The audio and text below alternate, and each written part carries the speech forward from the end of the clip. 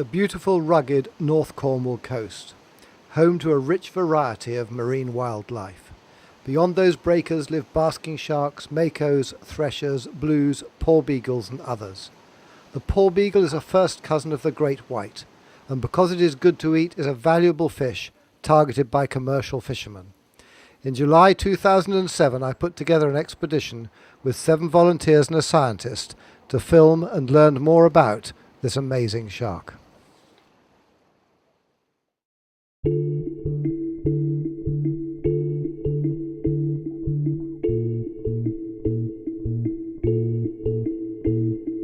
What a beautiful animal. This is the first good quality footage of free swimming porbeagles.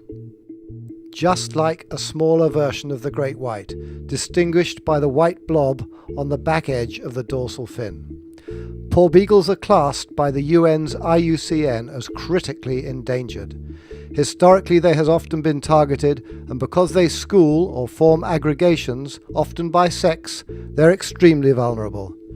In December 2003, fisherman Martin Ellis caught and killed 140 sharks off South Cornwall. Most were female. This will have been a devastating blow to the population in that general area.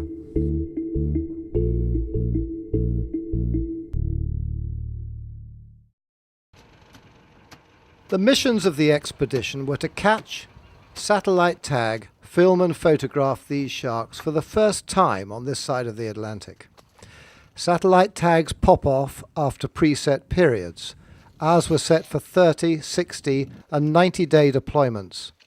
When the tags pop off, we know where the shark has been for the deployment time period. This data will be vital in lobbying for protection.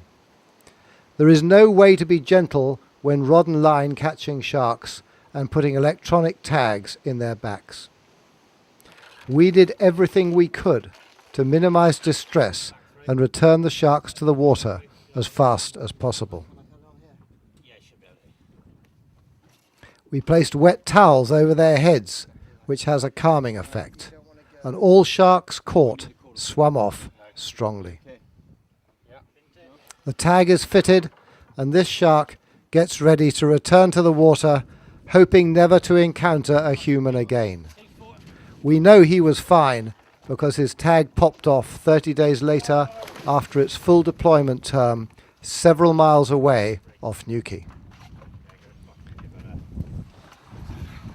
Wicked. Right, all in.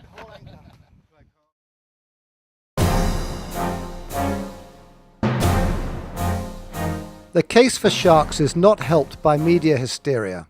In early August 2007, the tabloid press had a field day at the expense of sharks. A claimed great white sighting off St Ives turned into an 8-day media feeding frenzy, with new sightings being claimed daily. Most of these were basking sharks. One genuine photograph of a great white was later admitted as a hoax. While sharks are portrayed inaccurately and vilified in this way, the job of conservationists to get the real message across is made that much more difficult. With all the hype going on in South Cornwall, the real shark story was going on across the water from where we were working at Lundy Island. This wonderful, rich marine environment is a no-take area, one of only 3 marine protected areas in the whole United Kingdom. 2 weeks after our expedition, we learned that a longliner working just outside the protected area had caught and killed over 60 porbeagles. We later heard the number was probably nearer to 90. Sharks mature late, produce few young, and have long gestation periods. In porbeagles, this vulnerability is increased due to their tendency to aggregate. Existing data shows clearly that porbeagles cannot take heavy fishing pressure if populations are to remain healthy and sustainable. These critically endangered beautiful sharks need help, and we hope our expedition will lead towards achieving local protection in Cornish waters.